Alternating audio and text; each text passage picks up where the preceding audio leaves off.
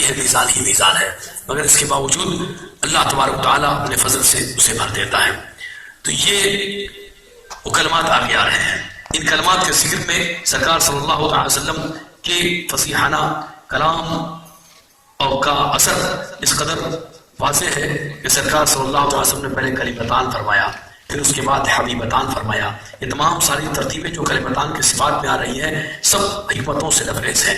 جب کلمتان کہا اور اس کے بعد حبیبتان کہا، محبت کا خصوصی طور پر دل سے بڑا ہی گہرا تعلق ہوتا ہے۔ محبت کی بات آئی تو دل پوری طرح سے متوجہ ہو گیا کہ آخر کون سے کلمات ہیں جن کا تعلق محبت سے لگا ہوا ہے۔ اور پھر محبت کی بات الی الرحمن فرمایا تو اللہ تبارک و تعالیٰ کی ذات وہ ہے کہ بندہ سب سے زیادہ اللہ تبارک و تعالیٰ سے محبت کرتا ہے، تو لہٰذا دل بندے کا خدا کی طرف پوری طرح سے مائل ہو جائے گا کہ وہ کلمات کی طرف کہ وہ کون سے کلمے ہیں جو خدا کو اتنے محبوب ہیں کہ جن کا خصوصیت کے ساتھ تذکر آ رہا ہے۔ لیکن وہی صفحہ ذہن پر ایک بات ابھرتی ہے، جب اللہ کی بارگاہ میں بہت محبوب کلمات ہیں تو یقیناً یہ کلمات بڑے ہی ہارڈ ہوں گے، بڑے ہی سخت ہوں گے، اس لیے کہ حدیث میں آتا ہے احب الاعمال اجہدها، اعمال میں سب سے زیادہ محبوب اللہ کے نزدیک وہ ہے جو مشقت والا کام ہو۔ وہ بڑے بڑے اولیاء اپنے مجاہدات اور ریاضات کے ذریعے سے بڑے بڑے اونچے مقامات حاصل کرتے ہیں۔ اس لیے صفحہ ذہن پہ ایک بات ایسے آ سکتی ہے کہ خفیے کلمات شاید بہت سخت ہوں، لیکن سرکار نے فوراً فرمایا خفیفتان علی اللسان۔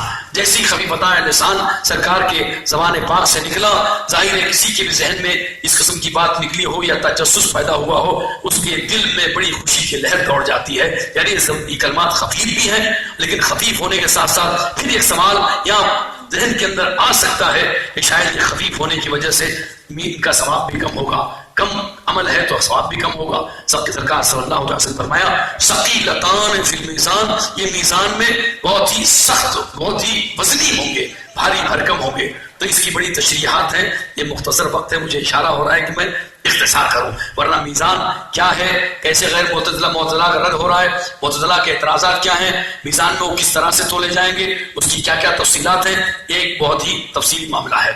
یہ کلمات ہیں سبحان اللہ و بحمدہ سبحان اللہ العظیم، یہ کلمات سبحان اللہ و بحمدہ سبحان اللہ العظیم، سبحان اللہ و بحمدہ ایک کلمہ اور سبحان اللہ العظیم یہ دوسرا کلمہ جس کا یہاں پر ذکر آ رہا ہے۔ یہ سبحان یہ علم تسبیح ہے، علم تسبیح ہے، اس کے معنی آتے ہیں تسبیح، یہ اس کے اندر قصر موجود ہے۔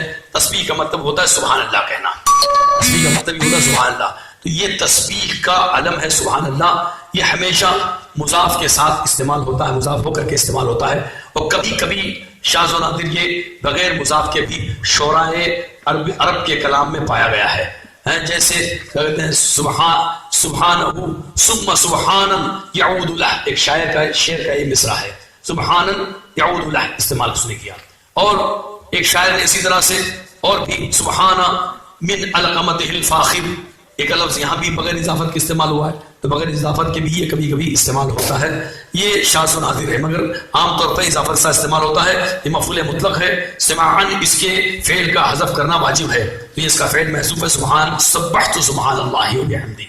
تو اور بھی اس کی بہت ساری تشریح ہیں، اختصاراً سبحان اللہ و بحمدہ سبحان اللہ عظیم، میں اللہ کی پاکی بیان کرتا ہوں، اس کی حمد کے ساتھ میں اللہ عظیم کی پاکی بیان کرتا ہوں۔ آپ حضرات سب لوگ مل کر کے 3 مرتبہ یہ کلمہ دہرا لیں، سبحان اللہ و بحمدہ سبحان اللہ العظیم سبحان اللہ و بحمدہ سبحان اللہ العظیم سبحان اللہ و بحمدہ سبحان اللہ العظیم، وآخر دعوانا الحمدللہ۔